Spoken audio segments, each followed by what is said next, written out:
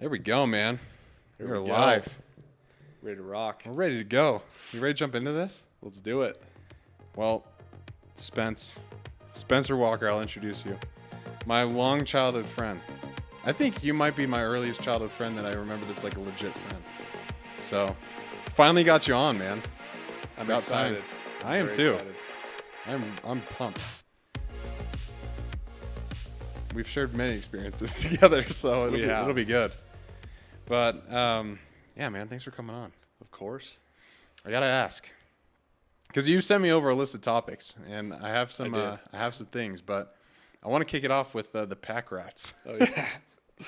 Oh yeah. Can you give us the origin story of the pack rats? What it rats. is, or yeah, what it is, and I mean, do we anything want to else? go all the way back to the bike gang, or start with the pack rats first? We can go into the bike gang. We can do anything. I think it kind of transformed into the pack rats. I mean, we started off as the bike gang with Eric. Bike Gang Productions. Mark, That was our bike gang productions. Yep. so bad. You know, those are Blake. still on YouTube. Oh really? Yeah. Oh, No way. got to take them down. Actually, I'll link it in the show notes so everyone can go watch our old videos. Oh yeah. Yeah, Pack Rats was a group of friends that we had in high school, and there was a Twitter account. I That's believe, right. That, That's right. that you and Drake managed. I guess we all managed it. Yeah, and all of us would did. post random stuff in there, and yeah, we were just really tight friends and did a lot of stupid stuff, but also we are still friends today. So Yeah. it was I guess a cool thing. I think so too. It was just fun. I mean, you came up with the name Pack Rats though. That was you. You remember what it was? Because I do, but honestly, I'm gonna test you. You are testing me. I feel like I'll tell you, it had something to do with the van. yeah, that's right. Yeah. It was on, wasn't it? Wait, no, it was your car, I think. Oh no, it was. I thought it was Josh's car. It might have been. I don't And know. he's packing it in there like a pack rat. Yeah, or we had something like that. I don't know, 9 people trying to get into his Yeah. minivan or something. Yep. And you're like pushing people in. You're like packing in like a pack rat. Yep. And then that just the name stuck. Oh yeah. And then yeah, I remember Josh did dump the cooler in the back of the car Yes. too. Yeah, you got to Nick- talk Nick about this. called it. He swamp-fished his car or something. Those are so good, dude. I remember those. Like Allie and we were talking the other day about like we were talking about slang nowadays. Yeah. Like don't know what anything means nowadays. Like I learned the other day what huzz is. Oh really? I've Yeah. never even heard of that. Huzz is pretty much like hose. So Oh. like you're talking to the huzz, you're talking to the hose. It's not really Wow. great. But I was like, we didn't really have slang, and then I was like, wait, yes we did. We did. We had swamp-a-fish. We Yes, had we like did. a sweato. We had Yeah, like the most sweato. random things, but they were all our own. It was They like were. so, I don't know miss- if anybody else knew what they meant, but we knew what they meant. Yeah, so good. Yeah. And that's that made it hilarious. even more fun. It did. But we were a pretty tight knit group. we were. Yeah, still talk to all those guys today. But I have to ask, what was one of your favorite stories about the Pack Rats? That's a great question. Let's think here. I mean, I actually don't know if I can say this one. Well, Preface. yeah, I'll just preface it. There was another school Oh yes. that was, they were making out with girls from our school in Oh, a yes. certain location, and we decided to pretty much terminate that location. Yeah, that's a good way to put it. It's a good way to put it. I just don't know how much depth I can go into on that one, but I mean, yeah, it's probably one of the best ones. it's there. getting smoky in here is what we can Yeah, say. yeah. And we'll leave it at that. I do remember the fear that we had, all of us, when we left that place. Yes. We were like, we're all done. We're Me and Drake specifically. Were you in our car, or was it just me and Drake? there I at the might end? have been. I honestly, it was a blur that night. It was It was a crazy. complete blur, yeah. But I do remember we all ended up in front of Nick's house, and we were all just like, what do we do? Like, Yep. what the heck? That was Yeah, crazy. That was a crazy night. Or hanging out in the camper. You remember Nick's camper Oh out yeah, in the back? staying the night there. That This was is fun. so good. So good. That was really fun. But a lot has changed.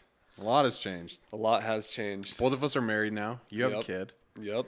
And yeah, we're both in our careers, which is weird. We're starting them. Yeah. I mean, you're in it, and I'm just starting it. And so, yeah. But yeah, I mean, one thing I want to talk about, which I think about in high school, I think about you now, is like you're one of the most consistent people that I've seen in terms of like fitness and in terms of like taking care of yourself. Like I remember in high school, man, you'd go to Mr. Sprague's calculus class and you'd pull out Arnold's big book of bodybuilding or whatever it calls, the bodybuilding book of encyclopedia. Yep. Oh yeah. Whatever it was. And like you were always like lifting weights and you were doing things. I was like, this guy is nuts. Like I remember I went and worked out with you once when we were seniors. I think it was at the YMCA. And you were doing these things where you were up on a platform and you were doing like deadlifts. And I was like, I've never done this. And I think I left there sore. And then the next day, like my back felt like I was 87. Like it was terrible. But and now look at today, you're probably doing deadlifts, right? So. I mean, yeah, it's a great exercise. Oh yeah. But where'd that come from? Like, did you just get infatuated with bodybuilding and that led to kind of like a lifestyle of? Yeah, that's a great question. I've thought about that because, yeah, it's been a huge part of my life. I mean, I've stuck with it for like the last 10, 12 years. And like basketball, playing basketball and football, of course, we lifted a little bit. Yeah. I think really starting football my senior year, like junior year going into it, I wanted to really kind of bulk up. And so I did some research and I found Arnold Schwarzenegger, and yeah, dude, just seeing him was very motivating. I was like, dang, I want to be like that. And so I started looking up his workouts and started doing those and watching, motivational videos and hearing other people talk about pushing through barriers and stuff. Yeah. Because weightlifting's not easy. I mean, and especially for us, like to do it, I had to wake up early in the morning and go lift. And so, waking up early in the morning as a junior in high school, senior in high school is not super normal. And so it's not fun either. It's not fun. And so started doing that and started seeing results and wanted to stick with it. And yeah, I mean, it really was just kind of a innate thing. And just trying to be better at sports too. I knew that would help me be better at sports. So that was a big motivation too. Yeah. It's huge. Oh yeah. On the days cause I remember we would stay out late in high school and sometimes you would leave. And you'd like go get some rest so you could like wake up and do that, like weightlift. And like, was that hard? Because I think like we'd always be like, Spencer, don't leave. Like, come on, man.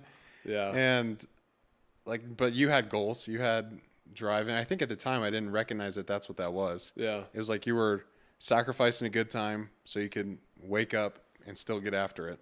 Yeah. Was that tough? Yeah, it was. I don't know. In my mind, I was like, well, I want this more. I mean, obviously I knew that we'd still be buddies and friends. Yeah. And, I was just like, well, I want this thing in my life. And so when you research about sleep and how important that is for building muscle, and we were all pretty, I wouldn't say like we were like super skinny, but in high school we were all pretty lean. We were all pretty thin. And so like to build muscle is really hard when you're really thin. And so got a lot going on. Yeah. And so I was like researching, like, what do I need to do? A lot of it was about sleep and nutrition. Like that's a huge part of it. So I started, you probably noticed I was like eating a ton of protein and dude, I remember it was like, I think I was talking to, Jaron Peterson or Hunter Peterson, one of those guys. I saw them in Arizona this past week. Yeah. And, they were at the gym and they were talking about or I said that you were coming on the podcast to talk. And they were like, yeah, I remember Spencer. I was like, yeah, he's doing crazy CrossFit stuff now. Like the guy's huge. And I think it was Jaron. He's like, I remember I went to go do a physics project at Spencer's house. It was like one of the Rube Goldberg machines or something, I think. Yes, I remember that. And he said that like your mom would come in with like these giant protein shakes and like with 60 grams of protein or something like that. Yeah. And Jaron was like, I can't drink this. Like, what the heck? And you're like, yeah, I drink like 2 of these a day. Oh my goodness. Protein's important. It is. What does protein do for the muscles? That's a great question. Like when you actually work out, you're actually breaking down the muscle. Like you're actually having micro tears happen during a workout. Let's say you're doing a bicep curl where you're going to have micro tears to that bicep. Yeah. And then the way to rebuild it is protein synthesis, which is that's what your muscle is protein. And so if you drink protein powder or eat, fish, eggs, chicken, whatever kind of protein source you have, that's going to help go in and rebuild those muscle fibers. Interesting. Yes, that's kind of a big misconception people have. They're like, oh, I want to get super strong and big. And when you actually go to the gym, you're actually breaking it down. The time that it actually rebuilds, you get stronger is outside the gym, like sleeping and eating. So yeah, interesting. Is there like, I've heard protein timing. Yes. Is that a myth or is it real? You know, everybody's body's different. I found for mine, it's real.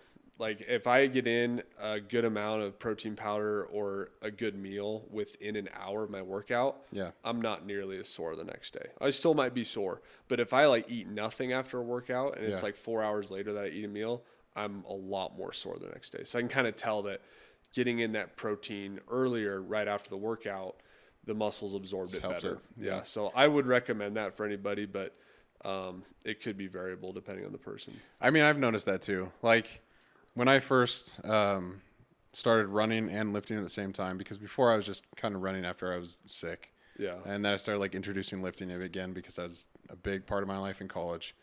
I recognized because I would intermittent fast. And so I'd go work out in the morning and then I wouldn't eat till like maybe noon. And I just always remember feeling like so sluggish from after my workout to around when I would eat. And I was like, dumb now because now that like the research says like you need carbs, like your brain needs carbs to function. Oh yeah. And like you burn it all out with your workout, like you're not going to have much to go off of. Yep. But I mean, now food science plays a huge role in my life because like you have to time it with your running. 100%. You have 30 miles coming up on Saturday. And so I have to eat a lot of carbs the day before. Yep. And even Thursday I have to eat a lot. Yeah. Get like the muscle glycogen stores and all that kind of stuff up to date, 100%. up to speed. But I mean, in regards to weightlifting and that kind of thing, like what's your typical breakdown look like with protein, carbs, and fat? That's a good question. Like if you're, because like obviously if you're trying to build or if you're trying to cut, it's going to look different. Yeah. So if you're trying to build, you're going to want to eat more carbs because like you said, you need energy to produce enough stimulus in your workout to actually make the muscles grow. And that's the tough thing about bodybuilding or anybody that's trying to lose body fat is if you're cutting carbs out, you're going to lose some of the workout's effect because you just won't be able to go as hard. You won't do as well, right? So like if you're going on that run for 30 miles and you were cutting out carbs 2 days before, it would suck. Yeah, I'm gonna gas out real quick. It'd be horrible, yeah. But you know, if you have enough carbs, that's your body's energy storage, and you can utilize that. Yeah. So yeah, if you're building, you know, usually 50%, I would say, carbohydrates, if not maybe even a little bit more. Yeah. So you have enough energy, and then definitely protein. I mean, some people kind of maybe want to contradict this, but I've always seen tons of gains with at least 1 gram per pound of body weight for protein. And so if that turns out to be 30% of your daily caloric intake, 40%, whatever that is, that's kind of what I go with. Yeah. Is always minimum 1 gram per pound of body weight. I like that. I mean, that's kind of what I stick with because I usually feel the best with more protein. And then to the recovery piece too. Like, oh yeah. I think it's huge. Do you take creatine for recovery? I do. I do too. Yeah. It's what's the role? Do you know like how it influences the body and like what it does? I do. Yeah. So your body has they've made it into 3 different energy systems. So you have the creatine phosphatase system, you have the glycogen system, and then you have or glycolysis, and then you have the oxidative phosphorylation or like aerobic system. Interesting. Okay. So all 3 of them can help create ATP, which you probably have heard about that before. Yeah, that's like the cell's energy, right? Exactly. Okay. So it's the cell's currency that it uses for energy. So the more ATP you have, the more energy you can produce and the more you can go about your day doing things, right? Yeah. And so what creatine does, obviously the name of the phosphocreatine pathway, it helps increase that. So then overall it just increases your number of ATP. It also increases water absorption in the muscle cell. So your muscle cells are more hydrated.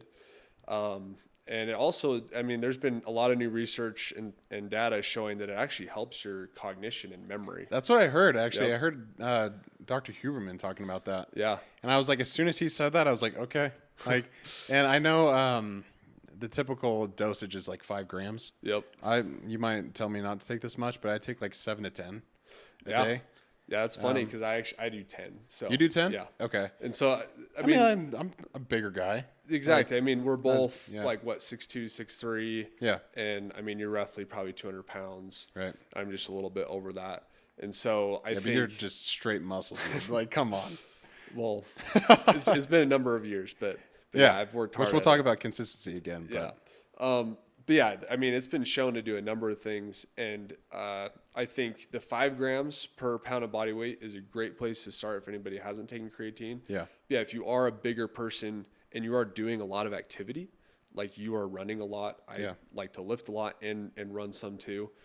Your body's going to use up some of that. So if you're a bigger person and you're working out a lot, you can probably definitely tolerate 7, maybe 10 grams of creatine a day. Do you know what it does cognitively for you? Because I've heard like Alzheimer's. Yep. It helps protect against that. But there's new research coming out that it could be promising as a help for Alzheimer's. That's crazy. I don't know exactly the pathway by what that works, but it makes sense to me. This is a crazy study. They did a study for cognition for creatine, but also on within that study, it was on sleep deprived people.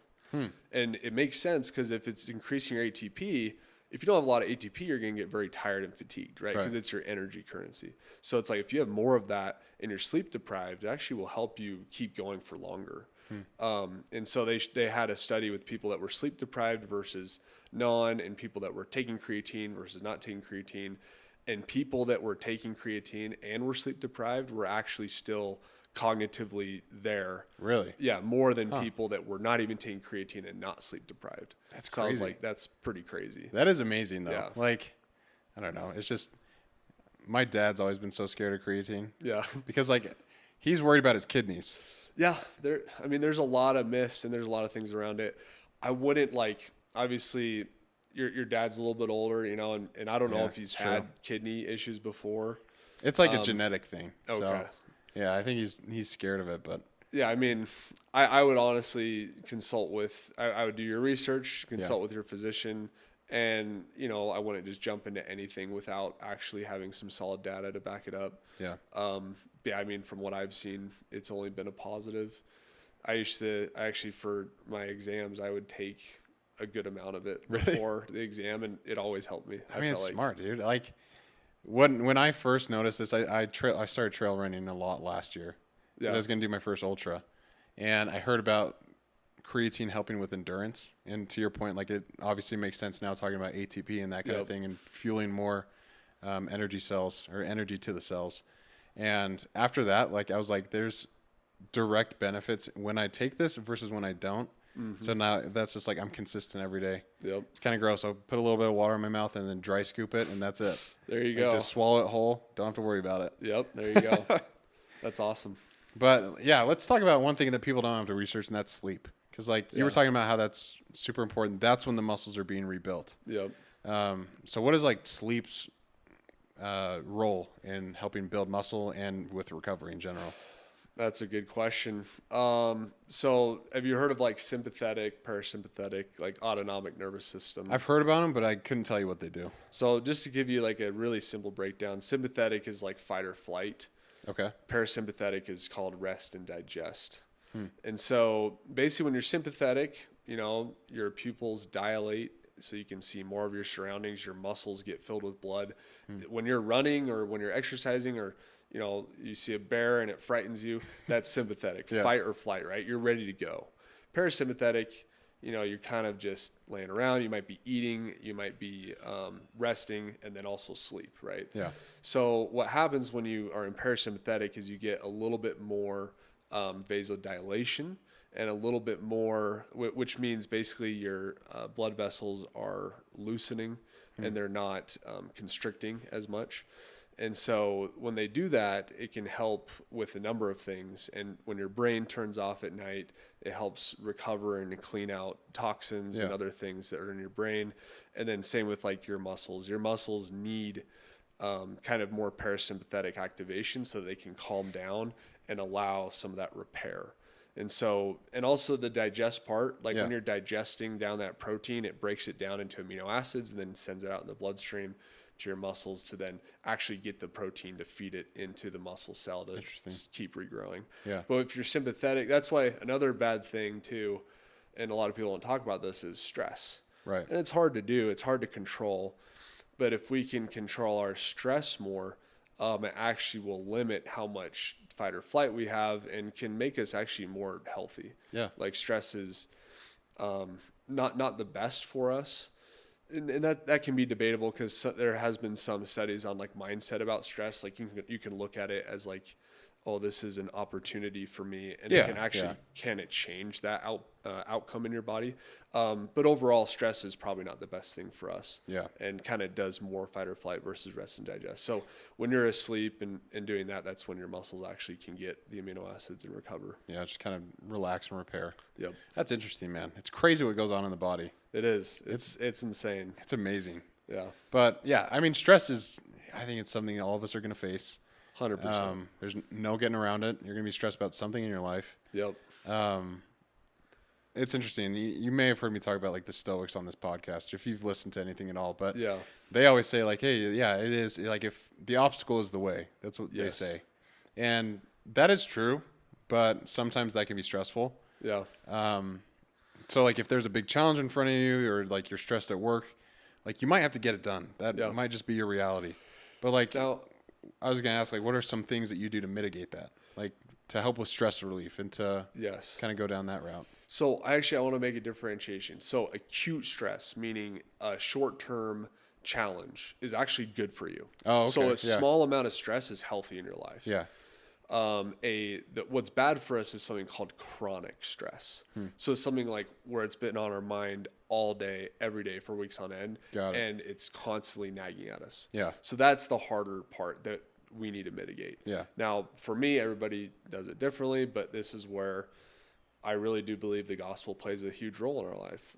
Absolutely. I think that prayer and scripture study, meditation, going to the temple, and having belief in a God and in Jesus Christ, I think has been a huge way to help alleviate that. And to feel calm and to feel like you're getting help and to feel like you're not alone. I think those are all really wonderful things that I think the gospel brings in that can actually help you in a healthy way. But yeah, like I was saying, actually having a small amount of stress is good, because if you don't have anything to worry about or anything to do, you know, your life is probably not going to be that good. So. Yeah, that's true. You might be just drifting around. Yep. Yeah. But yeah, I mean, I love what you said about the gospel. We'll talk more about that, because I want to get kind of deep on that, if you don't mind. For sure. I want to go into what got you into all the focus on the body and where you're planning on taking it, because I know you're starting medical school. Yep. And kind of walk me through that and like what you're hoping to become in the end. And you're telling me upstairs kind of your ultimate goal with, like, I can't even remember what the doctor type is called. That's all right. But yeah, like, tell me how you got interested in, like, hey, I'm gonna study the body and become a doctor. Yeah. Like, what was that like? Yeah, I mean, it wasn't my initial decision, like going into college, but as I took like biology and anatomy in those classes, I was like, I love this stuff. I love learning about the body. What did you originally sign up to do? So, well, it was physical therapy, so it was pretty similar, to being a physician. But then, my wife and my mom and a few other people kind of influenced me to then step it up to be an actual physician. Your wife's like kicking into gear. Yeah, I mean, she's a physical therapist. That's what a good wife does. Yeah, and so she's like, you can do more than that. I was like, okay, well, I must try harder then. So yeah.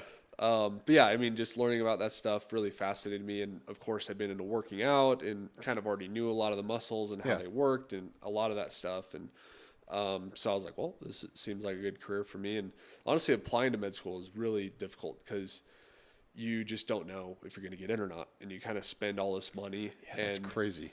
Yeah. And wait, literally, so there's just like no guarantee that you'll get in? No. I mean, you have to spend, it was thousands of dollars to just apply, right? Yeah. And usually you want to apply to a lot of schools, and with every school is more money, right? Yeah. So I ended up applying to like 13 schools, and you just kind of dude. hope that you get an interview and you get somewhere. And luckily I did. And, but yeah, being at, I'm at NORDA right now, College of Osteopathic Medicine, in Provo, and it's been amazing and I love it. That's awesome, man. But yeah, the doctor that I want to be is physical medicine and rehabilitation, or PM&R doctor. Yeah. And you were telling me a little bit about what they do, but mind like just going into it, just an example, because I think it's awesome. Like Yeah. I've never really heard of this type of doctor before. Yeah, it's kind of a up and coming type of physician, but yeah, it's basically you're going to be working with, I mean, there's a lot of different groups like burns, injuries, trauma from like a car accident or just an accident in life. I mean, you were talking to me about a guy that tripped, I think, at the beach. Yeah, Dave Daly. He was boogie boarding. Yeah. And he broke his neck or snapped his cord. I don't know what happened, but it was an imperfect or incomplete break of the neck. Okay. So, I mean, people like that, people that have had a stroke, people that have all these symptoms that they need kind of a lot of help to get back to real life. That's kind of what a PM&R doctor does. That's so cool, and man. Yeah, with my wife being a physical therapist, eventually we'd love to work together. And she started already working out at a gym, and we have our LLC for that. And so the dream is eventually to work together, but obviously that's like a ways down the road with me just finishing first year. And so I have 3 more years and then 4 years of residency. Yeah, I mean, that's awesome though. Like, yeah, I've been seeing you guys post on, it's Resilient PT, Resilient right? PT, yeah. Yeah, that's awesome. So like, what did someone who's going to go see like your wife, what does she help them with? Yeah, I mean, for instance, we have a couple of people at our gym that saw her yesterday. I mean, it could be anything, from knees to neck to shoulder, hip, whatever problem you have, with mobility or with movement, with exercise. Someone's like, dang, my knees are jacked up when I run. Like, I want to figure this out. She'll basically look at that and kind of see where the muscle weakness is, where the disparities are, and kind of help them out in a path to get them back to doing what they love to do. So it's a huge thing. Yeah. I mean, being in the running community, it's like, I don't know. I feel like so many people get injured because they don't weightlift though. That's the problem. That's true. Yeah. And so like I see some of the best ultra marathoners out there are like avid weightlifters too. Yep. And they're like, you have to do it, but then like people will neglect it, and then like other injuries happen. 100%. And then you end up seeing a PT. But man, grateful for PTs. Like that's without them we'd be rough shape. It's a really good job, and honestly, it's really rewarding too, like I was telling you earlier, because you get to see someone kind of come in with this point and then slowly progress and get back to what they love to do. So that's awesome. So like that's your ultimate goal with starting your own practice, just have people come in and help them live life better, really. Yep, 100%. Live their life in a functional and healthy way, and honestly improve them to be even better than where they're at before, because that's the other thing. I love exercise, and I know that, like you just said, like with weightlifting, you can actually increase your performance in other areas of life. And so like if someone doesn't even know about that and they come in with these injuries, I'm probably going to show them how to do that for their future. That's so cool. Yeah. So, I mean, I love that. I've heard this before, that if you like tear a tendon or like rupture a tendon or something, you get it fixed, it can come back like stronger or just as good. Is that right? Yeah, it's definitely a possibility. I mean, that's like a big scare for me, is like, if something happens, like let's say I'm on a trail run, I rupture my Achilles, like I know it'd come back, like Kobe did it, but it's just like Kobe did it. It's crazy. It's scary stuff. So I think that's awesome though, man. Like, I don't know, you've always been someone who's looking to help others, and so it totally makes sense that you're doing this. Yeah, thanks, man. But yeah, I mean, a lot of work has gone into it, like going back to the consistency thing and the principles of actually being successful in what you do. You're talking about like how you listen to motivational videos, or like when you did in high school. But how has that changed over the years to where you've seen like your consistent practice, either if it's in study or in working out? Like, you are obviously someone who has harnessed consistency and like grasped that concept very well, I would say. And it seems to be bleeding into every part of your life. And like, how has that led to your success? That's a good question. I really do think Have you ever read the book or heard the book Atomic Habits? Yes, I've mentioned it a few times on this one. I love that book. That's a great book. I mean, there's a lot of other really good books kind of in the same like field. But I really think people underestimate it. I mean, a lot of times it's actually pretty easy. Yeah. But it's just you have a day and it's an off day and you're like, dang, I don't want to do it today. And you're like, it's not a big deal. But like in the long term of things, it kind of is. And so, like right now I'm training for a competition in August. Really? Yeah, for CrossFit. And let's go. Where's that at? It's in Utah, so it's FitCon is what it's called. You're gonna do FitCon? Yeah, I'll be there, dude. Sweet. I'll actually be up there for a trade show, so I'll just come by. Dude, yeah, that's awesome. Yeah, me and my brother-in-law, so Brindley's brother, is gonna do it. Really? With me. Yeah, we're gonna be partners doing it. Dang, man. And so yeah, it's like a combination of weightlifting and a bunch of CrossFit stuff. Yeah. So.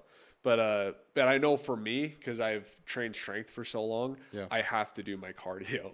Yeah. So that's like the big weakness for me. So, but I know with consistency, especially like zone 2 stuff, because I know that's not as like harsh on my body. Like if I were to go out and run every day, like super hard, I wouldn't be able to do that day in and day out. But I can hop on a bike, and alternate days with slow running. Then I can keep my consistent habits. And I've seen in the past that that's really boosted my performance in like endurance specifically. But yeah, essentially for consistency, you just want to like, from our mission, that's something I really learned is you want to start your day off with a plan. Yeah. Because if you don't have a plan and knowing how to map out your consistency, you're probably not going to do it. Right. So you got to start off with making a plan and then saying, hey, on these days of the week, I'm going to be doing this, this, and this. And you don't have to be perfect. Obviously no one's perfect. Right. Like I remember studying for my exams, I would tell myself I have to get all these subjects done by this amount of time. And maybe I'd get 80% of them done.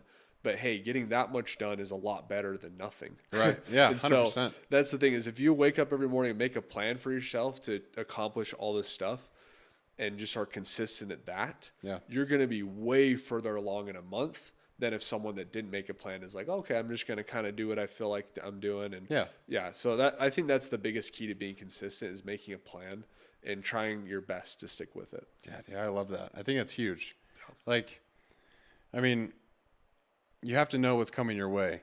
Like I was talking to Drew about this actually the other day, and we were talking about kind of like, because every week we talk about our goals, keep each other accountable and that kind of thing. And we were talking about how, like, when we decide to do the goals, it's already been a decision that's made. So, like, if his goal is to I don't know, let's just say, like, go to the temple or something. Yeah. Then he's already made the decision to go there. So, like, when it comes up in his schedule, he's like, hey, I already knew this was coming. Yep. And it's like, we were talking about it. It's like, it's kind of funny because in school, it's like, say no to drugs. So, like, when they come up, it's like, nope, not touching them. Nope. But the same thing goes to, like, having a plan for the day. It's like, you wake up. First thing I usually do is work out because that's how I like to start my day. Yeah. And it's like, I knew I was going to do that last night. So it's here and let's just go get it done. No brainer. Yeah. No brainer. And then like at work, I have the things that I need to get done every day. I have the meetings that are set. And I just take them and get it all done because otherwise I'd be, wandering around. And like, I think having a plan is crucial super crucial to be consistent and successful in anything. Yep. Very underlooked. Like it's rare. You ask people, do you have a daily planner? Like, do you plan out your day? People are like, no. I just kind of know what's going on. And with my free time, I just kind of float around, watch TV and do that. It's like, if you look at how much time people actually have and how much time is wasted, it's unbelievable. Yeah. And so it's like, and that doesn't mean that like you have to be a robot every hour of your day, but like if you want to achieve something and actually do something, like you said, you got to have a plan. Yeah. That same conversation with my brother, we were talking about screen time. Yeah. And, two things on this. So one, there's actually a guy that's making an app. It's kind of cool, but he's making an app that is associated with your screen time, and it calculates how much screen time that you have, and depending on that number, that's how much you have to exercise. Oh wow! So it's kind of interesting. So you'll get notifications, and so he was showing it. And he's like, this week I had 6 hours and 45 minutes, so I'm running for 6 hours and 45 minutes, and he just like is trying to promote the app. Wow. But anyway, so I was talking to Drew about that, and we both looked at our screen times and we're like, yeah, we have a lot of time that we can be spending on other things. And so for me, I was like, I want to plan more for the podcast and I want to read. And he's like, I want to read too. And it's like, okay, well, let's use, one of those hours a day that we're doing nothing and just pick up a book and try and educate yourself. Just and read, yeah. Keep going. And like, it is amazing how much time that we have each day. I mean, obviously people are busy. Yep. But we can fill it with better things. Oh, yeah. And like, that's one thing I've been trying to do more is like, I think phones are a great tool, but they're also an amazing distraction. They are. And incredibly. Yeah, it can be detrimental to your success and growth if it's, in your pocket buzzing all the time and it has your attention. Yep. It's like, you got to look up. You got to keep your head up. Yeah, for my study sessions, I noticed that like when I first started med school, I was checking my phone. I didn't even realize I was doing it. And then one time I'm like, I'm going to tally how many times I check my phone. And it's like 10 times every 2 minutes. I was like, really? Oh my gosh. So I decided to turn it off. Yeah. And man, you just get into a flow state and you can focus. Yeah. Like with the phone on you, you don't realize how much of a distraction it is. Oh, it's crazy. And it's kind of hard these days because like you kind of have to have that. But right. It's when you can, just try to focus on the task at hand. You're going to do a lot better at it. Yeah. Like I sometimes at work I have to focus for a couple hours. And I'll just text Allie and be like, hey, I'm going to be in the zone for a couple hours. Yep. Like, do not disturb, but call me if you need me. She's the only one that can call me on do not disturb, which is nice. But yep. Yeah, I think it's powerful. And like 2 episodes ago, I talked about recognizing your potential and living up to it, and how a lot of that comes from 1, having a vision for yourself, and then 2, you have to do the work and you have to be patient and like consistent as well. Yep. Like that's the formula for success that I've seen work in my life is like those 3 things is do the work, be consistent, and be patient. You 100%. Can't expect the results to come at certain times. And like, there's so much more potential to be grasped if we were able to spend our time doing things to get us closer to our goals. Yeah. If that makes sense. But, yeah, what have you seen work for you in terms of like planning out your day? Like, how do you go about that? Yeah, I mean, I agree with you. I love to get my workout done in the morning. Momentum is very powerful. So if you can start your day off with something that actually puts you in a good mood and makes you want to do stuff, it's really going to help out the rest of your day. So for me, it's also working out in the morning. And then I love to read my scriptures in the morning. And I think that just boosts my mental and spiritual kind of energy for the day to keep going. Yeah. And then, when I get out the door, before I get out the door, I make a plan of what I'm going to do. And what that was while I was in med school was the topics I was going to study and the amount of time that I would spend on each one. And then I'd always make sure that I'd get home in time for dinner. And then we kind of have a little routine with Christian where we eat dinner together, give him a bath, and go on a walk as the sun's setting, and it kind of helps him fall asleep better, even though if you have a kid, you'll understand this. It's just difficult sometimes. Yeah. I mean, I have brothers, and I've seen them, with the kids, and so I can imagine that's tough. But it's up and down. Like some days are good, but then some days aren't as good. It has been cool seeing you as a dad. Like, I saw this video. I think Brindley put it on her Instagram or something where Christian was in a little box, and you were like running up and down, like doing like a sled push with him in this little thing. And I was like, that just like is perfect for Spencer. Like he's this beefy guy, but like. He's just running up and down with this kid. He loves it. What's funny is we always talked about like how you were going to raise just like the most elite athletes growing up. Like we're always like, yeah, Spencer's going to have the kids who are like D1 athletes in football and stuff like that. And I think it's going to come true. But we'll see. How has fatherhood changed like your routine? Yeah, it definitely has. I think we talked about sleep, and I know it's really important. Yeah. But when you become a parent, you kind of just have to realize your expectations for that have to be very low. Yeah. Because I think the kid comes first, and our son comes first. So obviously taking care of your kid is the most important thing. So it's definitely changed like priorities of like health and fitness. And it's made me think of more of the long game. Rather than, I got to do this and this today, or I got to try to PR today. Yeah. It's like, well, if I go to the gym today and have a good session, that's a win. Right. So it's not like I have to go in every day and just crush it, you know. Yeah. And yeah, there are some days where I can do that and I have enough energy to do that. But if I didn't get a lot of sleep that night, I'm not going to expect this great thing of myself to go in and just have the best day of my life. That makes sense. So I think just it's really helped me have a lot more of a long-term perspective. And I think it's helped mature both me and Bryn to just think about Christian and what he's going to do in his future. And it helps, I don't know, as a parent, it just helps you make better decisions because you're like, I just told him to not eat this cookie at 7 a.m. Am I going to eat it? Yeah, you know, I better not do it. I better not do it because I just told him not to. So live the example. I love that. Exactly. So, and that's something that I really want to do. And something that I like as a physician too. And I think that more physicians should is be healthy, you know, live a healthy life. I mean, I think it's so hard to walk in and see a physician that obviously doesn't take care of themselves and then to hear them say, oh, you got to do this, this, and this. I'm like, that doesn't make sense, you know? So I think the same thing as a parent. It's like, if you're telling them to do this, tell them to be kind, be forgiving and be patient and all these things. It kind of just automatically, if you're a good person in general, it'll automatically kind of imprint on you because you're like, well, I got to be doing these things too. So, I mean, I'm not a parent yet, but like with the podcast, I'll say things like that too and be like, hey, I'm training for this race. And then for me, it's like, you kind of have to do that. Yeah. But I love that example of like, hey, don't eat that cookie at 7 a.m. and be like, oh, that does look pretty good. Christian was kind of right, but I'm not going to eat it either. Yep.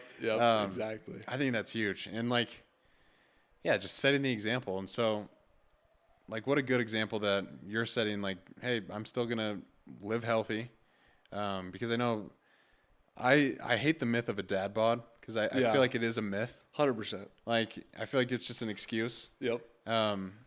What was like training like either in the early days of like having a kid or like now? Like, what does your training schedule look like? Is it still early in the morning or? You know, there's a myth too that some people talk about called dad strength. And it's weird because I think it actually happened to me for some reason. But I mean, Brindley was in labor for like 36 hours. So no super, way. Super tough. And so obviously we didn't, I mean, it was way harder for her. I can't complain, but I didn't get any sleep during that time. So I was tired, but that was it. I mean, she went through a lot more than me. So 36 hours. Yeah, man. It was super long. But I essentially, I went into the gym maybe a day or two later and I like PR'd 3 of my lifts and somehow. And I was like, dude, how is this even happening? So I don't know. I feel like there might be some innate thing as a father. Like you just know that you have a kid and you're just like stronger because you know you need to protect your family. So it was weird. I kind of experienced that for a few months where I like was just hitting awesome lifts. Yeah. And then it kind of went away for a little bit. But I think the main change that happened is kind of what I was saying earlier is I didn't expect the world of myself. Yeah. I started to be more realistic with things and just, and I was like super strict on training 6 days a week, but you know, if you're working out 4 or 5 days a week, it's still a lot better than 0. And it's a lot better than 2 or 1. Yeah. So it's like, I started to have more of that mindset that, at least I'm going in that many days a week. Cause I mean, there's some nights you get 2 hours sleep. Yeah. It's brutal. The next like, day. How are you going to have a good workout? Yeah, like it's probably not going to happen. So I just kind of started thinking that way, more the long game. It's like, hey, if I get 5 days a week in the gym and if I'm running and doing these other things, I'm still going to be healthy and I don't have to be, this perfect. But yeah, I think it did transition a little bit from like, I got to be perfect at all these things to, okay, I want to try my best to do this. And even if I don't hit all of it, I'm still going to be okay because I'm doing my best with it. Yeah. I mean, is there a risk for you get 2 hours of sleep a night, and then if you go and try and go into the gym and do a workout, like I feel like there would be a risk for either injuring yourself or like making your body stressed even more, and then just puts you in a worse position.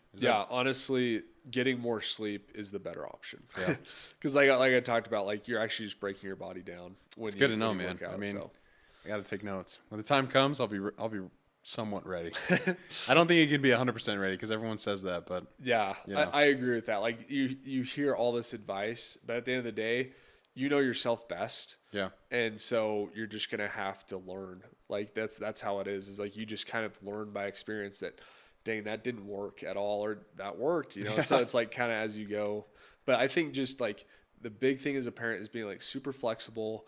And something I always love saying is you never can control the situation in your life. I mean, you can sort of, but in general, you know, hard things happen to most people. Yeah. And having a kid is hard, but it's also incredibly rewarding. Yeah. So you really can't control all the challenges that come up with that. But what you can control is your reaction to it. Absolutely. And your attitude towards it. Yeah. And so I think that's like the best way to go then, is just focusing on those things. Yeah. We can't change the circumstances, but we have agency over how we respond to it. 100%. Like, I don't know. I think of the story of Job. Yeah. Like, that guy had everything. Oh, yeah. He had his family taken away. He had like his house and his fortune taken away. And I think he was sick at times. Like, his wife died in his house or something like that. Yeah. Guy came out with nothing.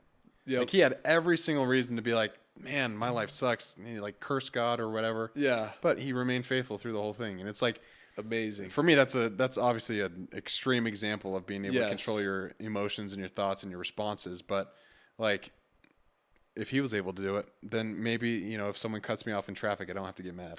Like, Yeah, just little things. It's like, you can make that comparison. yeah, you don't have to, you know, get all mad and bent out of shape if things don't go your way. In fact, they probably won't. Yeah, exactly. It's actually better to expect problems to come. Yeah. Because, I mean, it's inevitable. You look around you, everybody has something. Yeah. Everybody does. Everybody. And so you just expect that. Just know my life is not going to be just all sunshine and rainbows. The Stoics actually had a principle that they taught about this. Have you heard of this? Probably, but remind me. It's called the premeditation of evils, which is Oh. the coolest name ever. But basically, it's cool. Like, you just try and imagine how every situation you're in could go wrong and how would you respond to it. So like when it does, you're not surprised. And it's like, oh, I already thought this could be way worse than it is. Yep. So it's like, yeah, I think that's a smart way to look at it. It's like, if it's parenting, if it's fitness, if it's going to school, like, expect problems. Yep. But realize that you're in control of how you respond and react to it. 100%. So I love that. I think that's great. And like, what would you tell someone out there who's like, oh, I got a dad bod, there's nothing I can change about it? Control your responses. Yeah, exactly. I mean, honestly, the biggest thing is just one thing at a time. Like, if you don't know where to start, just do 10 push-ups. And if you can only do 5, do 5. Yeah. And then do that 3 times a week, 4 times a week, 5 times a week. And now do a plank for 30 seconds. Now do some air squats. You know, do some lunges. Hang on a bar if you can't do a pull-up yet. Yeah. Start doing eccentric pull-ups. Like, slowly lower yourself down if you can't do a pull-up yet. That's something that I've learned, especially in med schools. Like, there were some days I was so packed full. What I would do, this is kind of crazy, but I would, every time I went to the bathroom, I had a routine to do 5. And in CrossFit, they call them strict handstand push-ups. So I do handstand push-ups against a wall next to the bathroom. And then I would do 30 push-ups. And then I would do 50 air squats. Dang, so you're doing upside down push-ups? Yes. Dang, man. Yeah, so like that's the thing is like I knew I had to get something in. So when I went to the bathroom, I went and did that. I think that's awesome. And that's the thing is that's all I would do for the day, but it was enough to like maintain my fitness level. Yeah.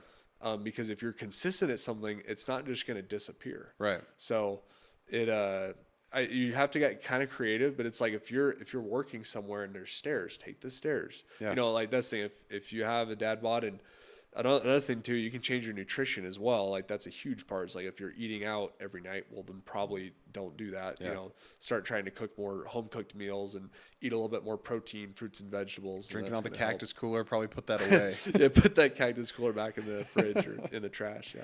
Yeah, in the trash. That's probably a better place for it.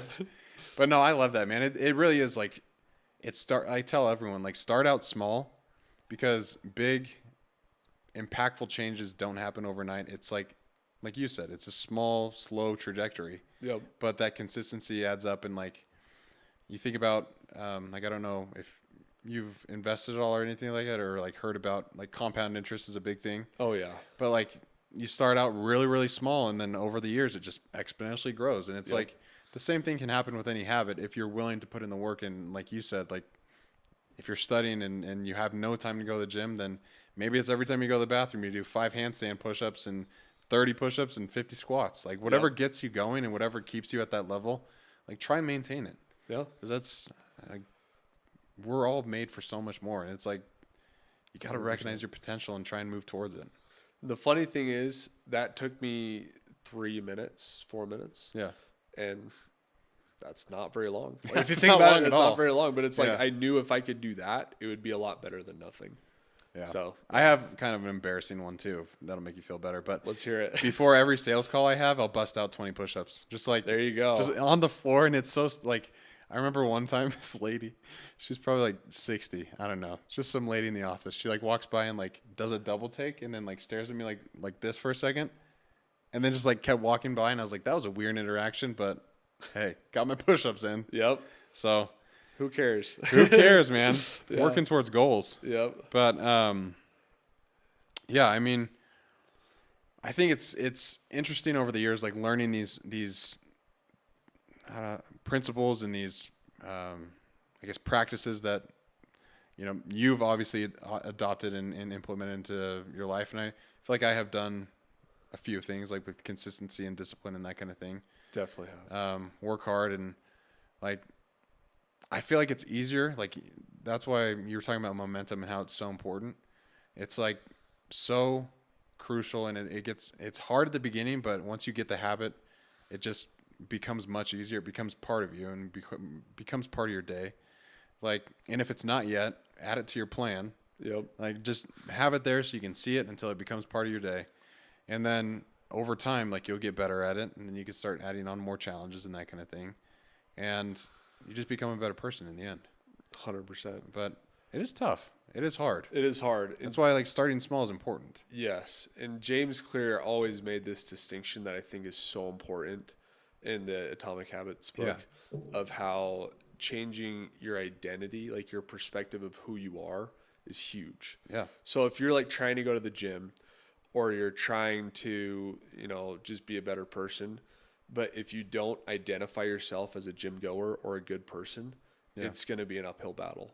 But if you just start saying, I'm the type of person that goes to the gym, or I'm the type of person that does kind things, or I'm the type of person, like if you're trying to quit a bad habit, like I am not the type of person that smokes. Yeah. Or I am not the type of person that eats junk food every day. You know, so like just doing stuff like that is actually really powerful because it gets you in the mindset of the type of person you are, your identity. It's almost like what you were talking about with Christian and the cookie. It's like, you shouldn't eat that, so I'm not going to.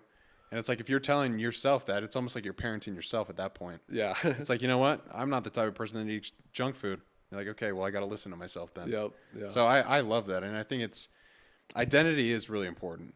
It is. Like, and I think this is a good segue to talk a little bit about God if you're up for it. Yeah, let's do it.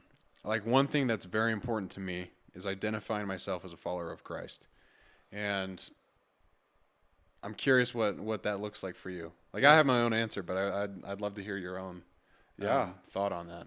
Oh yeah. I mean, it's been like you've known me for a number of years, and you probably saw, I mean, we all did like change pre-mission and going on a mission. And not even after that, since post-mission too. I mean, obviously there's a lot of people that go on a mission and leave the church or are not part of it anymore. But at least for me, I think a huge part, like we were talking about identity, of the gospel is knowing that you are a child of God. Yeah.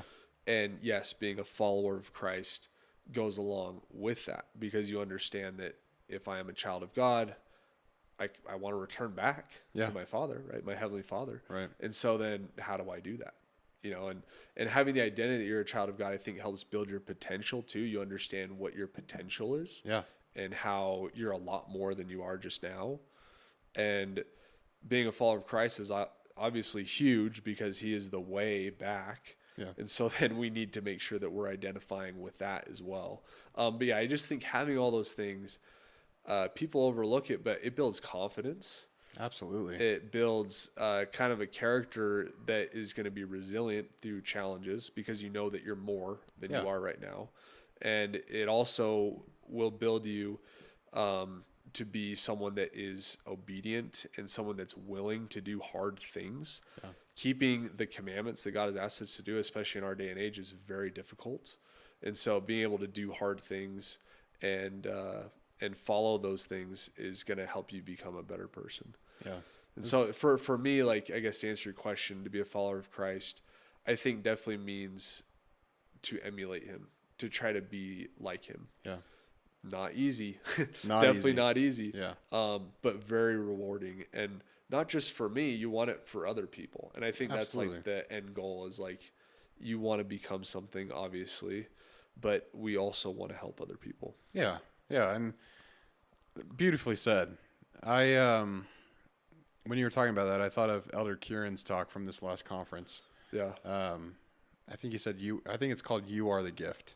Yes. And it's all about how understanding your identity as a child of God is one of the most important gifts that you can comprehend in your life. Oh yeah. For those reasons, like if you know you're a child of God, you know who's in charge of your life. Yep. Like, and you have to have trust in that. You have to have faith in that.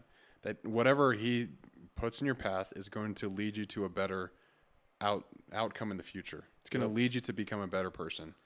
And the thing that he said about potential in there is just, it's so beautifully said. I'm going to butcher it, but he says something along the lines of like how because we are sons and daughters of God, if we live right and if we live correctly, he's going to grant upon us like the highest blessings we can ever imagine in the next life. And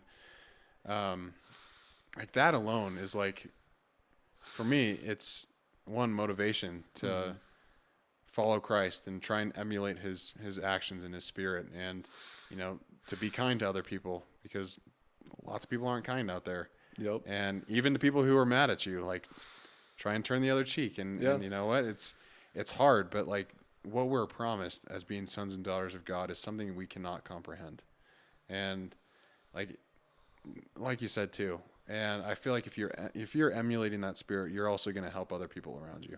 100%. Which you've probably been on the other side of being helped, and it's like I have too. Yeah. Like having someone there to step up and help me out, it's just it's game changing. And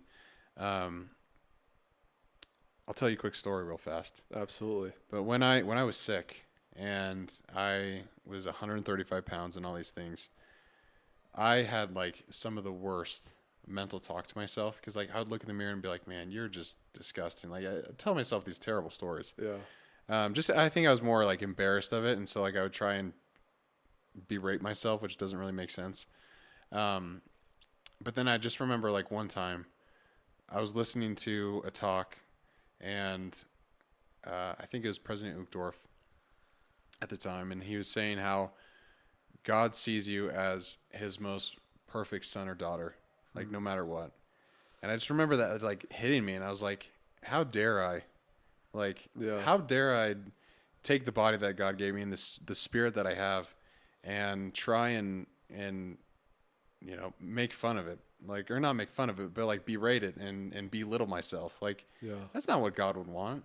He'd want you to say, no, listen, like, this might be your mortal body, but what you have next is unbelievable. Like, you can't even comprehend it. So just be strong. I just remember like having these thoughts. It's like, and you might feel this way now as being a dad, but I was like, if I was a dad and my son said that about himself, I would be heartbroken. Oh yeah. And so like, that was like, I remember just then I was like, oh, okay, well, I'm going to stop talking bad about myself as much as I can. Yeah. And now I've gotten it down to where it's like, I wouldn't want to talk bad about myself because like, I don't want to make him sad. Yeah. And like, I don't know. It's just an interesting story. Like, I don't know why I brought it up, but it's just, I feel like God loves you so much that he wants you to be happy. And if you see yourself through his eyes, like, it changes a lot. Like, it does. I don't know, but I love that story. It's just interesting. Like, it's funny how I've noticed in my own life, like God will put little things here and there to help me remind myself of him. Yep. It's just like, hey, it's a good reminder. Oh yeah.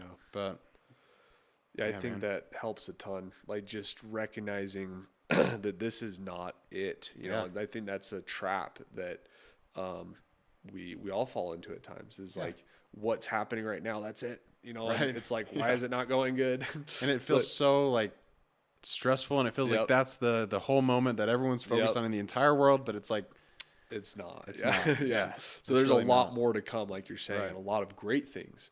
It's like there was a scripture this week at church that talked about after many tribulations, or after all these tribulations, then cometh the blessings. Yeah. And you just kind of see that pattern in your life. You know, you go through these hard things, push. It gets so bad, it's terrible. Then all of a sudden, oh my goodness, it's amazing, you know? Yeah. And that's kind of how the flow of life goes, right? It's going to be very difficult. And then we have an amazing eternity.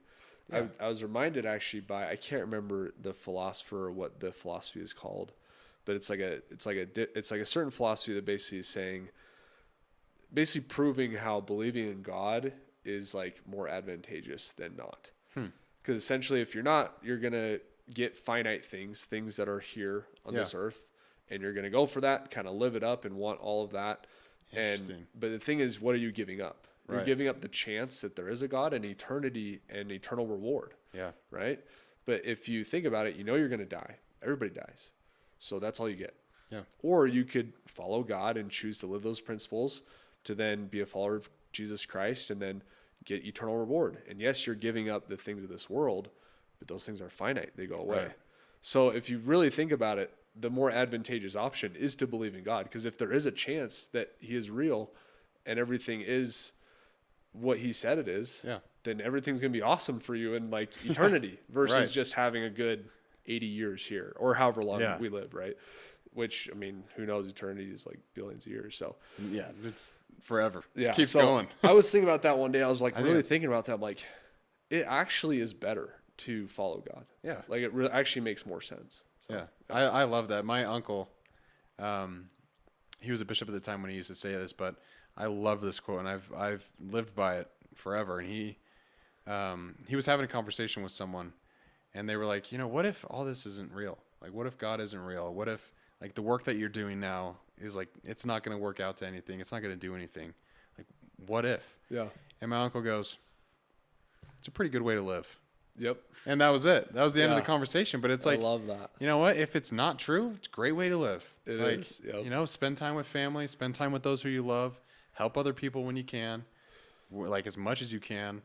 Don't worry about like materialistic things. Like, it's a great way to live. Like, stay healthy. That's part of the gospel. Like 100%. So I don't know. I mean, I've never regretted, you know, keeping the commandments or staying true to my faith. Yeah. And that's one thing, like, you can't ever get me to discredit. Like, I'll fight you to the moon and back if you're whatever. But maybe not fight if I'm a follower of Christ. But you know what I mean? Like, I will stand my ground. Like, it has gotten me to places that I never thought I could. And like, I completely agree with that. So like, you just don't know what's in store for you. Yep. But I love what you said about like after the trial of your faith and the tribulation, like that's when the blessings come. 100%. Have you seen that happen in your life? Dude, yeah. Honestly, the thing that comes to mind right now is like this first year of medical school. So like, I don't know if you're familiar with the MCAT, that exam. That's a test, right? That's a test you have to do before getting into medical school. It's an 8-hour exam. Yeah. And for me personally, I mean, I didn't have, I don't know, maybe it just was an incredibly difficult exam for me. It was pretty tough. Yeah. And I was like, I don't know if I'm cut out for this because it was hard for me. Yeah. And maybe I didn't have the right tools or the right way to study. I don't know. But I mean, I did okay. I did enough to get into med school. But going into med school, I was scared. I was like, dude, if it's all going to be like this, I might be screwed because it was hard. I can imagine, man. That would be intimidating. Yeah, I got there and I was like, well, what I know is, and I really trusted on this. I'm like, God, you made the body. Yeah. I'm going to medical school. So basically every day I just said, I want to put you first. I want to say my scriptures, say a prayer, and then ask you, what do I need to study? And I started doing that. And I got, just to tell you, I got the best grades I've ever gotten in my life, man. For the first year of med school. That's so cool. Had a 4.0, and every single final exam that we had, I ended up getting 100% on it. Yeah. And then at the end of first year, they had us take a practice like boards exam, which you don't take until second year. Okay. And kind of the same thing. I approached it with the same kind of humble mindset, and I took it. And at the end, I got a score that they said that's above a second year's, Dang, man. the second year average score. So That's they amazing. told us we only had to get a certain score as a first year. And they're like, next year we'll tell you to get, the score was a 200. They're like, this year you have to get a 190. Yeah. Next year, though, at the end of second year, you should get a 200 because that shows you're ready to take the boards. Somehow I ended up with a 204. That's amazing. And so I was like, what the heck? So That's honestly, crazy. it's been kind of mind blowing to like digest it and be like, Yeah. did I really just do that? But like, I think back to, I'm like, how did this happen? Well, I started reading my scriptures and I prayed, you know, and that's the thing. I really put God first. And then I remember specifically praying to him. I'm like, there's so much here to study.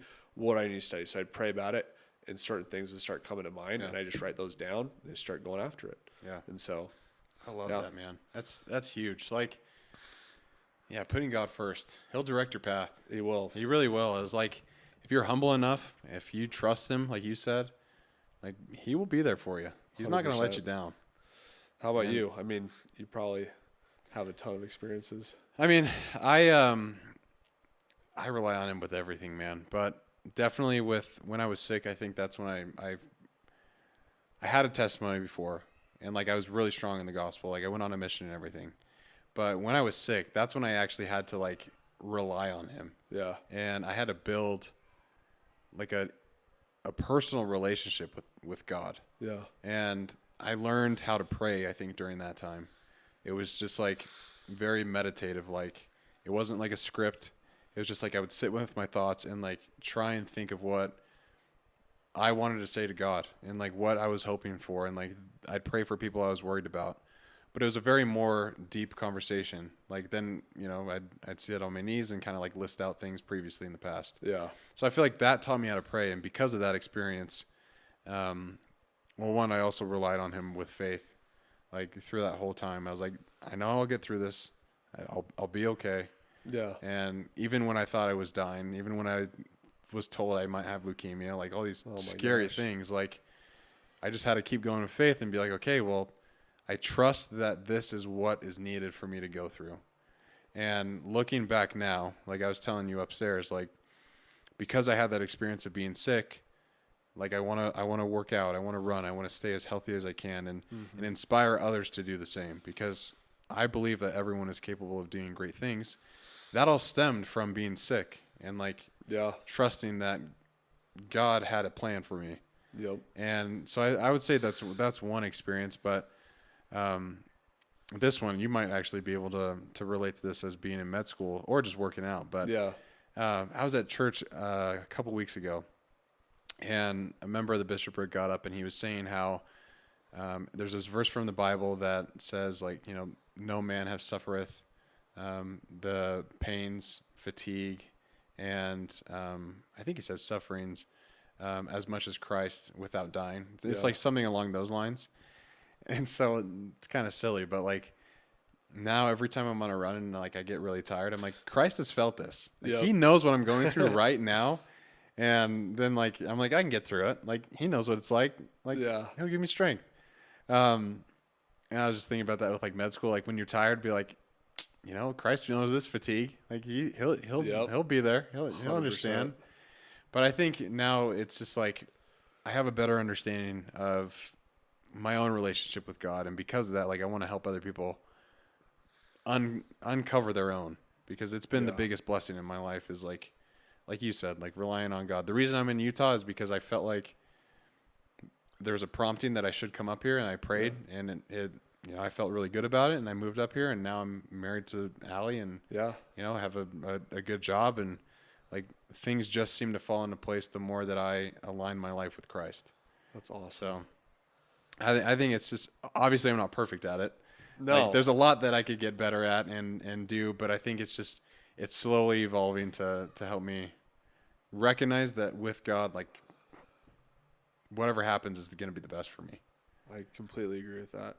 And like to your point, we're all not perfect at it. Yeah. But and like even the path is not always clear cut. Never. Yeah. I mean, it's like you just kind of, but you just trust and you just kind of keep going, and you look back and you're like, dang, it worked out. Like, how did that even happen? It's crazy. So you can only see it backwards, right? Like going forward, it kind of is, it's like that iron rod, you know, it's kind of, you're holding on to it, and you know you're holding on to it, but you might not be able to see in front of you. then looking back, it's like, wow, made it through that. Yeah. And it was good. So yeah, there's a famous Steve Jobs quote where he says, like, you can't connect the dots looking forward. You can only connect them looking back. yes. Like, I think actually Elder Anderson referenced that in one of his talks. He probably did. Yeah. But yeah, it's the biggest blessing. And like, it's not easy, like you were saying, to keep the commandments these days and like try and stay faithful. Like, so many of people that we know have left the church, and it's tough to see, or they have given up on faith, either out of like laziness or out of victimhood. Like, hey, I've never heard from God. Like, God's never talked to me. He must not be real, kind of thing. Yeah. But it really is, like, it's one of the best guides for life. It really is. Like, I don't know. The scriptures never lead astray. No. And this is also kind of funny too, but every morning, so I start my day with a conference talk. Like, okay. I love doing it when I'm doing cardio. Yeah. Because like I'm just zoned in, and that's like all I focus on. Yeah. But I have two names for it. It's conference and cardio, or Christ and cardio, and I like the latter. It's good. That's how I start the day. Yes. But I love that. Yeah, man, I think it's so important. And if there was someone out there who like wanted to start learning about God and faith, would you have any advice for that person, or like starting point? Yeah, I mean, obviously prayer, I think, is the best starting point. Like, communication or relationship with your Heavenly Father. And I mean, if someone really wants to, like, meet with the missionaries, is a really great opportunity to speak to them. And I'm sure they'll say the same thing, because we're both missionaries. Yeah. And it's like, prayer is huge, right? And then, scripture study, if that be in the Bible, the Book of Mormon, Doctrine and Covenants, pretty much reading anything that comes from God, and then praying about it, and then praying about your life and about other people. Just start building that relationship with Him. Just start getting used to talking to Him, and then reading about Him. That's, I think, the two most important things. And then, going to church. Like, if you've never been to church before, going to church, taking the sacrament, realizing, what does the sacrament mean for me? Yeah. And how is that going to help me in my life? And then, that's going to lead you down, as President Nelson calls it, the covenant path. Yeah. And then eventually, baptism, going to the temple, and all those amazing things. But if you're just starting out, for sure, I think prayer is the number one. Yeah, I love that. It's a great place to start. You have to have that communication. Yeah. But I remember I was talking to one guy on my mission, and he was super interested in the church, but he wasn't interested in the commandments. Oh, okay. And he's like, I don't understand why I have to have restrictions on like my life. Like, that shouldn't be something that, if God loves me, He should let me live the life I want to live. Yeah. And we were just like, yeah, like, we totally understand. And we were telling him, like, you probably shouldn't. He was a smoker and a drinker.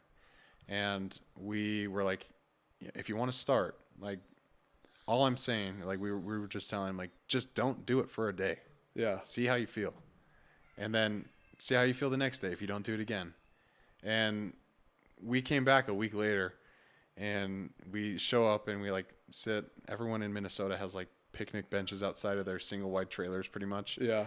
And so we're like sitting on his picnic bench, and he's like, "Elders, I haven't drank or smoked for a week." Wow. And we're like, "Okay, well, how do you feel?" And he's like, "Well, one, I feel like," he's like, "I haven't been coughing."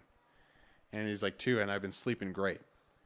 And we're like, okay, so there you go. And we were like, okay, that's awesome. Like, that's amazing. We're really glad you did that. That's some evidence for you. Yeah. So imagine if you were following God's commandments as well as you could be. Like, it's a tough path. You have to say no to those things. But imagine the life that's out there for you. Yep. And I feel like that's kind of what you and I are talking about, is like 100%. You stay committed to God. You stay committed to your family and to the things that you want to do, and your life's going to be amazing. Like, it's not going to be free of challenges. No. Make that very clear. No. But it will be something that you can be proud of. Yes. And that's what getting after it's all about. Yep. That is what it's all about. But I love it, man. You're doing big things. I'm excited to see where you're at, in the next 10 years or so. It's going to be crazy. It'll be fun. You too, man. You might be the next Matt Frazier, too. Dude, I don't know about that. The CrossFit Games athletes are insane. You basically have to. It has to be your like full-time job to that makes do sense. that. So I Like, love it. Like I love CrossFit. Yeah. I love lifting. I love doing all that. But like to get to that kind of level, you just have to devote a lot of time into it. And at the end of the day, it's like, I love fitness, so I'm saying this with a caveat. Like, it's not the most important thing in the world. Yes. Like, the most important thing in the world are the people that are around you. Yes. Like, helping others, your family specifically, and then, being a good person. Yep. And eventually, I mean, we're going to be as healthy as we want to be, but something that I've always thought about with like an athletic career or a career that you're using your body in, it's probably not going to last super long. Yeah. That's the truth of it. So that is the truth. It's like you always want to have some sort of end goal that you're going to use your mind. Yeah. And so that's like, at the end of the day, like it's super cool. It's awesome. And I really respect all those guys. Yeah. But you don't see people that do that for 40 years because like your body just can't. So yeah, it deteriorates. It's one thing we can't escape, unfortunately. Yep. Medicine's great, but I did want to ask you, because I think you mentioned you're super interested in the research piece. Are you planning to do research in like your field? And yeah, I mean, we've been participating in research this year. That's awesome. So yeah, it's actually interesting. It's on opioid addicts and and people that have anxiety with using opioids, and basically they're trying to see if there's a way to not take a drug to help them alleviate those signs and symptoms of like wanting to use again. Yeah. Because like when you're using a drug and you're addicted to something, you have like peaks and troughs in dopamine levels. So when you're in a trough, like let's say this is baseline. Yeah. If you're down here, then you're going to really want to get something back up to baseline or even above, right? So you're going to want to use your drug again.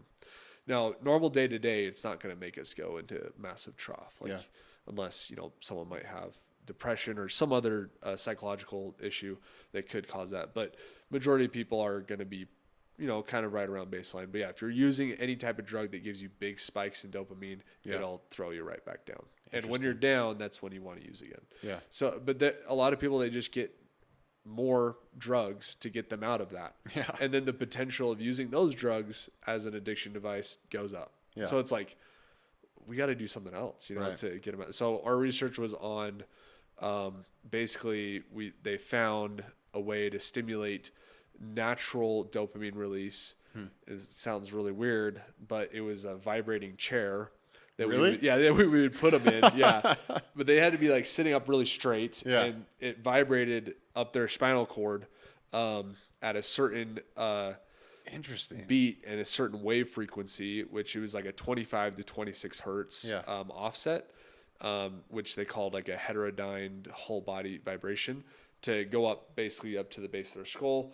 And they found that activated natural dopamine release, to where like if they came in to the clinic and they had like a low dopamine levels, the hypothesis would be, well, we can get you back up to here. And when you're here versus down there, it's a better position to be in. Yeah, you're not going to want to use your drug again because you're going to feel a lot better. So, yeah, that's what we're working on currently. That's cool, man. Yeah, it's really interesting.